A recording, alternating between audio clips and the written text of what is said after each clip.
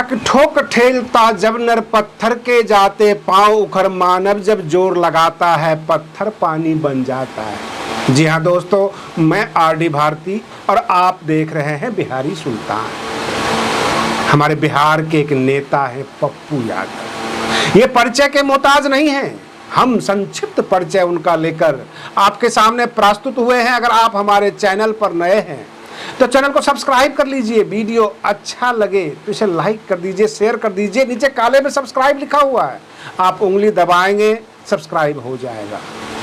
पप्पू यादव ये उपनाम है, इनका जो है असली नाम है राजेश रंजन उर्फ पप्पू यादव। पप्पू यादव का जन्म 1967 के मधेपुरा में हुआ था। 1967 मधेपुरा में हुआ था।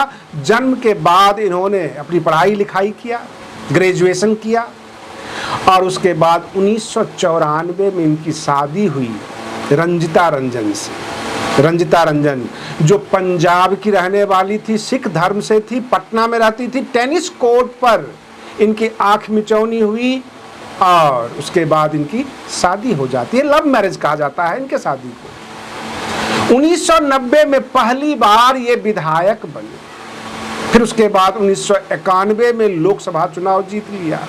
1991 के बाद 1996, 1999, 2004 और 2004 के बाद 2014, फिर 2019 और 2024।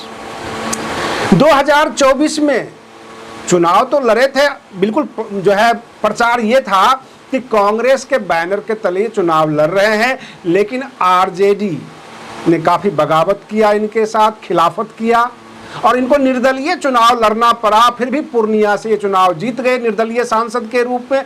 आज तक ये कांग्रेस के बैनर के नीचे हैं, लेकिन आधिकारिक तौर पर ये कांग्रेसी कार्यकर्ता अभी तक भी नहीं बने हैं। पप्पू यादव का विवादों से बड़ा जबरदस्त नाता रहा है। बिहार की राजनीति में इन्होंने कभी सामाजिक कार्यकर्ता, कभी रॉबिन हुड के किरदार में नजर आए। लोगों के बीच जहां जहां समस्याएं होती है ये तुरंत पहुंच जाते हैं। आरजेडी से इनका विवाद रहा, आरजेडी से भी चुनाव लड़े थे और सांसद भी बने थे, लेकिन आरजेडी ने इन्हें पार्टी विरोधी गतिविधियां बताकर पार्टी से बाहर कर दिया था। उस वक्त काफी तनाव था। हमारे दर्शक और खुद पप्पू यादव ये वीडियो देखने के बाद समझ जाएंगे कि पत्रकार ने काफी मेहनत किया है। क्योंकि मैं आपको बताऊं कि 1998 में जब अजीत सरकार वाला कांड हुआ, हत्याकांड हुआ था जिसमें इनका नाम आ गया था अजीत सरकार के मामले में, तब ये जेल चले गए। जेल में ये उस मुकदमे में 3 पार्टनर हुआ करते थे, पप्पू यादव, अनिल यादव, राजन तिवारी। पप्पू यादव बेऊर जेल के हॉस्पिटल वार्ड में रहा करते थे। राजन तिवारी और अनिल यादव गंगा खंड में रहते थे, जो बेऊर जेल के इंटरनल में आपको बता रहा हूँ, जहाँ पे लोग कैदी बंदी रहते हैं। उसके बाद पटना हाई कोर्ट में एक अजीब तरह का विवाद शुरू हुआ। ये बेल एप्लीकेशन लगाते थे और उस वक्त के तत्कालीन पटना हाई कोर्ट के जस्टिस थे RS गर्ग, वो इनको बेल दे देते थे और सुप्रीम कोर्ट उसी बेल को खारिज कर दिया करता था। ये कई बार मामला हो गया। उसके बाद तंग आकर सुप्रीम कोर्ट ने एक नोटिस भेजा कि पप्पू यादव को तिहाड़ जेल ट्रांसफर कर दो। और ऐतिहासिक घटना हुई कि जब सुप्रीम कोर्ट का नोटिस पटना आया तो पटना से जवाब सुप्रीम कोर्ट में यह कहा गया कि इस पता पर बेऊर जेल नहीं है। आश्चर्य हुआ सुप्रीम कोर्ट को कि सेंट्रल जेल तो एक ही जगह होता है, एक ही होता है किसी शहर में। अगर आप राष्ट्रपति के नाम पत्र देते हैं, अगर देश के प्रधानमंत्री के नाम पत्र देते हैं तो प्रधानमंत्री 2 नहीं होता, राष्ट्रपति 2 नहीं होता, वो दिल्ली ही जाएगी, वो दिल्ली में ही बैठते हैं। राष्ट्रपति भवन भी देश में एक ही है।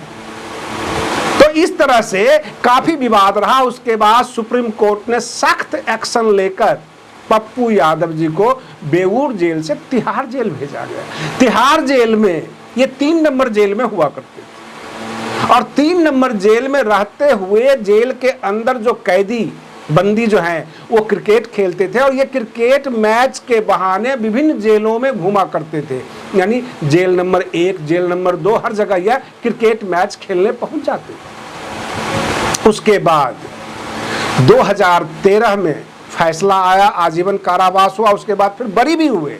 अब जब जेल से बाहर ये आते हैं तो कोरोना काल में लोगों की सहायता करने के लिए कूद पड़े, अपना जेब से पैसा खर्च करके लोगों के बीच गए, लोगों को गाड़ियां बुक करवाई, जो लोग फंसे हुए थे रास्ते में उनको बिहार तक पहुंचाने का काम किया।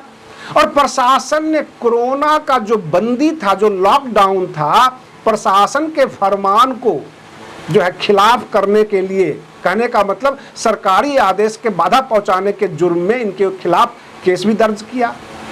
उसके बाद जब बाढ़ आई, पटना में ट्रैक्टर ट्रॉली पर बैठकर, तैरकर, नाव पर बैठकर बाढ़ पीड़ितों को इन्होंने खाना पहुंचाया, जगह जगह लोगों की सहायता किया। यह इनका किरदार रहा है। और 2024 में चुनाव जीते भी। 2015 में इन्होंने एक पार्टी बनाई, जन अधिकार पार्टी, जिसको 2024 में आकर कांग्रेस में विलय कर दिया। इसी बीच लॉरेंस बिश्नोई गैंग जब चरम पर था तो वहां से इनको धमकियां भी मिलने लग गई, और उस धमकी में जो सिम कार्ड ट्रेस हुआ था, जो फोन नंबर ट्रेस हुआ था, वो कोई पांडे का था, जिसको दिल्ली पुलिस ने गिरफ्तार भी कर लिया। तो विवादों से पप्पू यादव जी का गहरा नाता रहा है। आज की तारीख में ये कांग्रेस के बैनर के नीचे काम कर रहे हैं। जो सीमांचल क्षेत्र है, पूर्णिया, कोसी, खगड़िया से पूरब जितना भी है, सहरसा, मधेपुरा, उस क्षेत्र में पप्पू यादव की एक अच्छी खासी पकड़ है। हाँ, इनका विवाद अपना जो है मैट्रिमोनियल भी चल रहा है, उसको हम कोर्ट कार्रवाई नहीं कर सकते, बस इनको अपनी पत्नी से ये अलग रहते हैं। इनका बेटा जो है वो क्रिकेटर भी है और वो दिल्ली के लिए आईपीएल लीग के लिए खेलता है। तो परिवार भी छोटा है, राजनीति में इनकी पकड़ बहुत ज्यादा रही है, लोगों के लिए काम किया है। जहां पप्पू यादव चले जाते हैं तो लोगों को यह विश्वास हो जाता है कि सहायता तो मिलेगी ही, क्योंकि सहायता देने वाले नेता का दूसरा नाम पप्पू यादव है। इनका असली नाम राजेश रंजन है, लेकिन पप्पू यादव के नाम से ये फेमस हैं और हर जगह है यह अपनी बाहुबली ताकत, दबंगई दिखाते हैं। लेकिन इनके दबंगई से आम जनता को किसी प्रकार की समस्या नहीं होती है, क्योंकि 2021 में इनको जो है फिरौती का भी एक केस दर्ज कर लिया गया था और आज की तारीख में इनके खिलाफ टोटल 41 मामले चल रहे हैं, जो कि आपराधिक मामले हैं। और पप्पू यादव जी के अनुसार ये तमाम मामला राजनीति से प्रेरित है और सोची समझी साजिश है। सामने 2025 का विधानसभा चुनाव है, बिहार विधानसभा चुनाव अक्टूबर में होना है। कांग्रेस के बैनर के नीचे पहले से ही डिक्लेयर है पप्पू यादव। डॉक्टर कन्हैया कुमार जो है एक फायर ब्रांड लीडर हैं कांग्रेस के, अच्छा भाषण देते हैं, संघर्षशील नेता हैं। अगर पप्पू यादव, डॉक्टर कन्हैया कुमार एक साथ होकर कांग्रेस के लिए प्रचार करते हैं, आम जनता के बीच जाते हैं, तो हम अपने दर्शकों से ये जानना चाहते हैं कि कितना प्रभाव डालेंगे। क्योंकि कोसी का जो क्षेत्र है, सीमांचल एरिया है, पप्पू यादव का एक जमा जमाया बेल्ट है, जहां पे पप्पू यादव अपने काम से, अपनी सेवा से लोगों को प्रभावित कर सकते हैं। ऐसा देखा भी गया है। पूर्णिया से ये निर्दलीय सांसद का चुनाव जीत गए और इनकी अच्छी पकड़ है। साथ में डॉक्टर कन्हैया कुमार का प्रभावी भाषण जेएनयू कांड के बाद फेमस हुए। भाजपा ने उन्हें काफी जलील करने की कोशिश की और देशद्रोह का मुकदमा डाला डॉक्टर कन्हैया कुमार के ऊपर। रही बात एक, अभी तक उस केस में चार्जशीट भी दाखिल नहीं हुआ है और इस देश के बेरोजगार युवा, दलित, शोषित, वंचित, सबके लिए डॉक्टर कन्हैया कुमार एक आइकॉन लीडर बने हुए हैं।